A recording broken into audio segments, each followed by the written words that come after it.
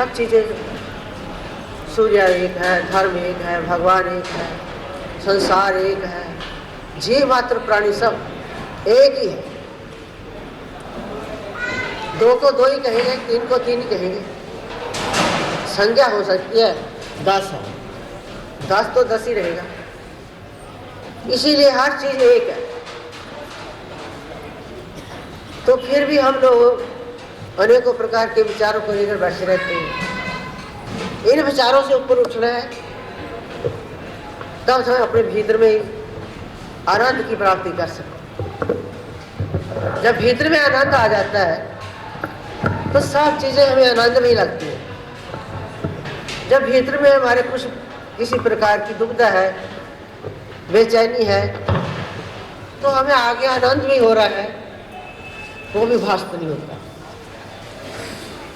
तो इसीलिए भगवान कहते हैं कि भावना जो होती है वो तुम्हारी होती है। उस भावना को पक्का करना, मजबूत करना, उसका नाम विश्वास है। श्रद्धा, प्रेम, विश्वास।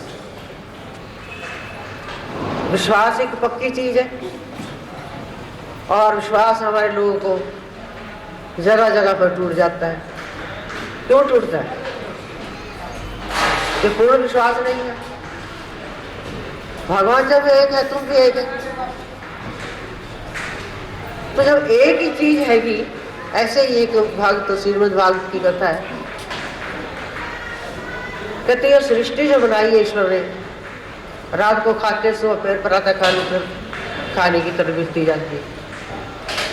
तो ऐसी सृष्टि बनाओ जिससे मतलब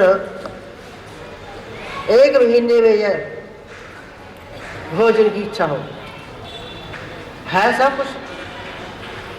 कि जब उसके समान, जब वो सर्वत्र है, समर्थ है, समर्थ को कोई दोष नहीं, तो जो समर्थ के साथ लगे तो उसमें भी तो वही चीज आ जाएगी, वही चीज प्राप्त हो जाएगी। भगवान कहने लगे एक सृष्टि मैंने बनाई, उसी सृष्टि को लेकर सब लोग फिर भी मेर तेर भगवान को कितने रूप में मानते हैं, अब समय भी हमें कितने रूप में विचार करते रहते हैं।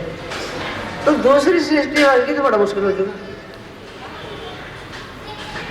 तो जिससे ये नारियल बना हुआ है, वैसे ही जैसे हमारी आंखें हैं, सब कुछ है, तो पावर वाले के साथ लगने से आती है। और आनी कहाँ है? तुम्हारे भीतर से, सब चीज तुम्हारे भीतर से। इसलिए कहते हैं भावना पर ही, जैसा भगवान राम, तो सबने, किसी ने तो राम देखा, किसी ने राजकुमार देखा, ऋषियों ने ब्रह्म ऋषि देखे, अवतार देखे, देखते हैं ना, तो वही चीजें नजर आने लग जाती है। जब हम किसी के प्रति दुष्भाव देखते हैं, हमारा भी हृदय दूषित भर जाता है। यह अपनी अपनी विचार। हर चीज हमें ज्ञान देती है, प्रकृति भी हमें ज्ञान देती है, प्रकृति भी ज्ञान देती है। सूर्य सब को जीवन दान देता है। इसी कारण से भी हर रोज वही चीजें खाते हैं, वही काम होता है, वही सोते हैं। अंतर क्या है? अंतर यही है जो विचार हमें खाते हैं, मेर तेर, छोटा बड़ा, ईगो, अहंकार सबसे बुरी चीज है। आता ना हो हमारे भीतर में, तो हम कैसे अपने बच्चों का पालन कर सकते हैं, कैसे उनके लिए इतने साधन बना सकते हैं।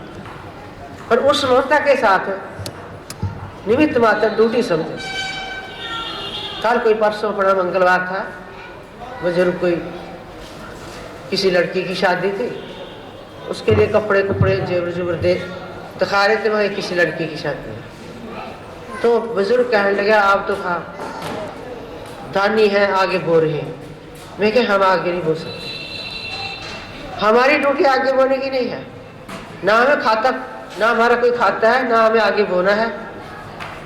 हम तो संदेश वाहक है, निमित्त मात्र। जो गीता का ज्ञान है निमित्त मात्र, ड्यूटी समझो, अपना कर्तव्य समझो। जब ड्यूटी समझेंगे, कर्तव्य समझेंगे, तो मन में कौन हाथी कितना बड़ा होता है, हाँ, इतना तो अंकुश होता है, लग जाए। तो अंकुश कैसे? वैसे तो विचार कर ज्ञान का होना चाहिए। जब चीज अपने से कंट्रोल नहीं होती है, मन और बुद्धि से बाहर जा चुकी है, कई बार व्यक्ति के ऐसा स्वभाव में होता है, मजबूर हो जाते हैं, कोई डिसीजन नहीं ले पाते। वो मंत्र का जाप कर लो, मंत्र क्यों लेते? जैसे आपका शरीर का नाम है, संबोधन है, दुनिया में आते ही सबसे पहले लड़का हुआ जी, लड़की हुई, हाँ जी, फिर नाम रखो जी, सब लोग हम, हमारे नाम है सबके। इसी से पूरा आपका इतिहास, हिस्ट्री बन जाती है। ऐसे ही प्रभु के नाम से प्रभु ज्ञान होता है। तो कम से कम मतलब हाथी को अंकुश लाने के लिए जब हमारी बुद्धि मन काम नहीं करता है, इतने हमें अपने उत्तेजना में आ जाते हैं कि क्रोध जो ऐसी चीज है, वो सोचन शक्ति तो रहती है, विवेक शक्ति तो रहती है। हमारा नाम हमारे सब रोग रोग में समाया है, हमें कोई दिक्कत नहीं है।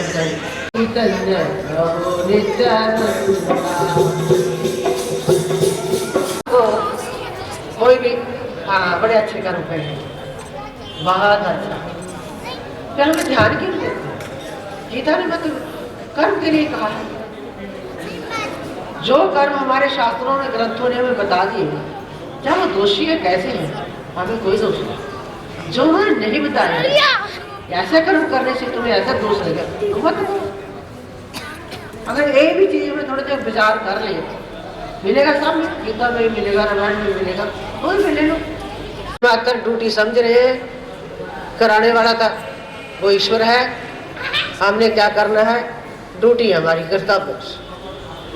जब ड्यूटी और कर्तव्य समझ लेता है, और भी उसके साथ निमित्त मात्र, कि जैसे भगवान कृष्ण जी को कहते हैं, और कृष्ण जी अर्जुन को कहते हैं, खड़ा हो जा, मैं तो कर्म करनी है, जीत भी उसके हाथ है।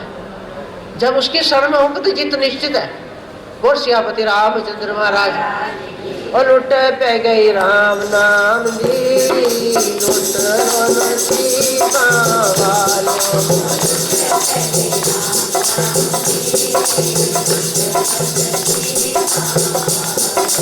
लुट पे गई राम नाम जी, लुट सीता वालों।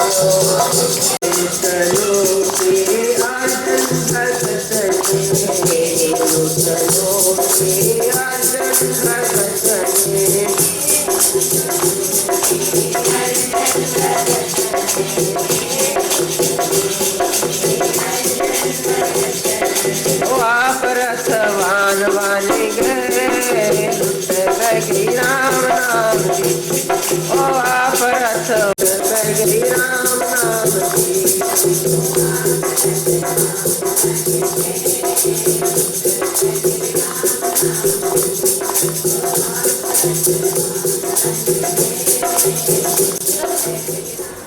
पर हमारा मन ऐसा है, संशय में रहता है, शायद ऐसा हो या ना हो, ना संशय वही संसार में वृथा जन्म।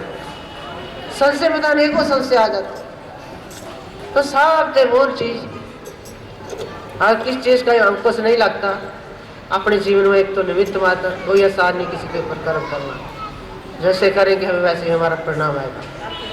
और दूसरा मतलब नहीं कंट्रोल होता, मंत्र का जाप करना। और बीच होता है वो कल्प वृक्ष है। देखा जाए शास्त्रों में, ग्रंथों में कल्पना को कहते हैं, वृक्ष भी है। तो सच्चे मन से, शुद्धता से, पवित्रता से उस कल्प वृक्ष के पास से जो चीज चाहता है वो मिल जाता है। बोल सियापति रामचंद्र महाराज। जब भारतवर्ष में बाहर की सत्ता आई जा रही है और सब लोग बेकार के अपने जीवन को उधर उधर भटक रहे हैं, शांति खो बैठे हैं। अरे तुम्हारा शांति का पुंज हो, तुम्हारे भीतर है सब कुछ। इसीलिए भगवान कृष्ण जी ने 11वें अध्याय में विराट को दिखाया, सब उसी में, ये सारा विराट रूप है, सब ब्रह्मांड, ये सारा उसमें कृष्ण जी ने अपने में दिखाया। फिर भी अर्जुन कहता है मैं ये विराट रूप देख नहीं पाऊंगा। विराट रूप क्या है? जैसे हमें लोगों की बातों में लगे रहते हो, वो ऐसा, अरे जो होगा सो होगा, तुम्हें क्या, ऊपर न्यायाधीश हैगा, तुम्हें अपना सोचो मैं क्या ठीक कर रहा हूं। तो उसमें अर्जुन भी घबरा गया, कहता मुझे तो वही रूप चाहिए, सखा रूप।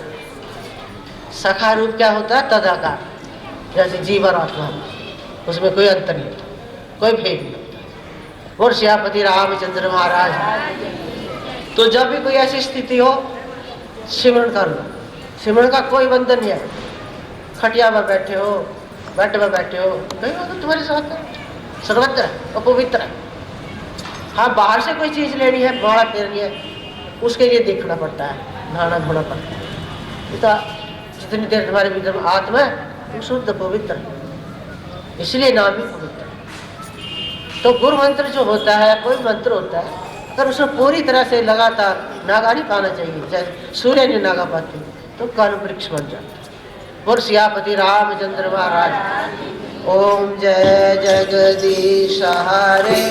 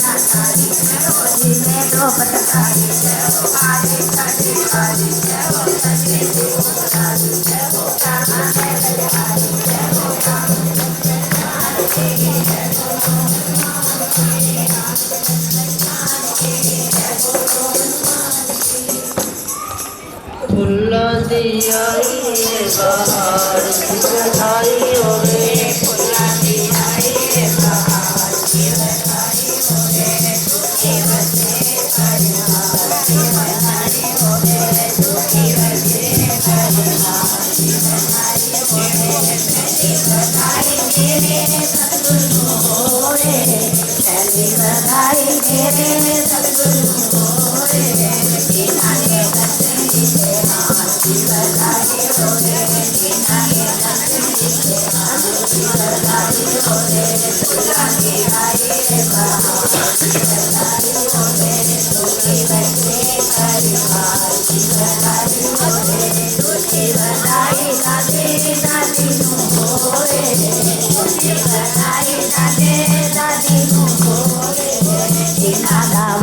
के परिवार की बधाई होवे, बिना दावत आए परिवार की बधाई हो।